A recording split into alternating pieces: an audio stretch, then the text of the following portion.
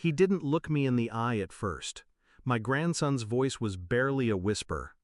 "Grandpa, I want to tell you something very terrible about my parents."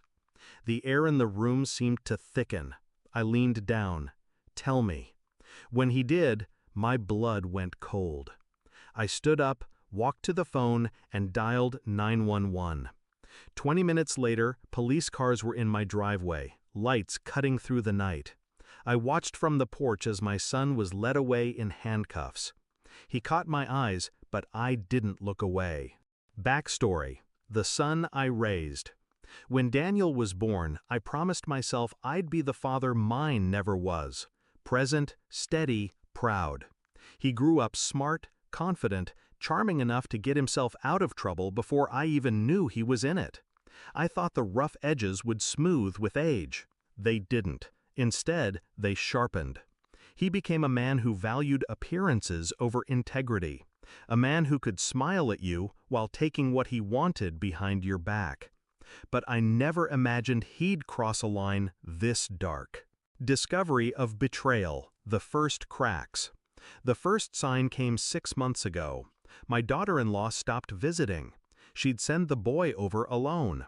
When I asked Daniel, he brushed it off. "She's busy, Dad." Then my grandson started asking strange questions. "Grandpa, is it bad if you're scared at home? Grandpa, what happens if the police take someone away?"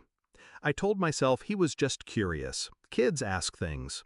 But deep down, I knew there was more. Shift in mindset, listening without alerting. That night, when he asked to talk in private, I didn't push him. I just nodded and took him into the study. The way he kept glancing at the door, it told me everything about the weight he was carrying. When the words came, they were small but sharp. His father, my son, was hurting him. Not in discipline, not in anger, in ways a child should never have to describe. The room tilted. My hands shook. But I didn't let him see. I couldn't explode. Not yet.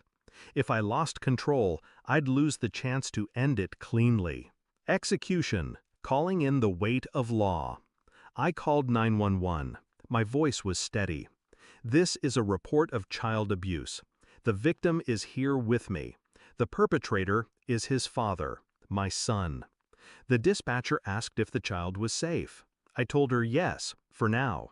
She told me to keep him inside and calm until officers arrived. I made him hot chocolate. I kept my tone light, like we were just having a late-night chat. But inside, my heart was a drum, each beat hammering against the rage I was holding back. Climax: the arrest. The red and blue lights painted the walls before the knock came.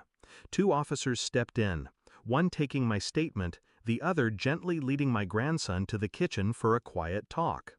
Minutes later, another car pulled up. Daniel walked toward the house, probably wondering why there were police here. When they told him the charge, his smile collapsed. He turned to me, eyes wide, like I was supposed to save him. But I didn't move.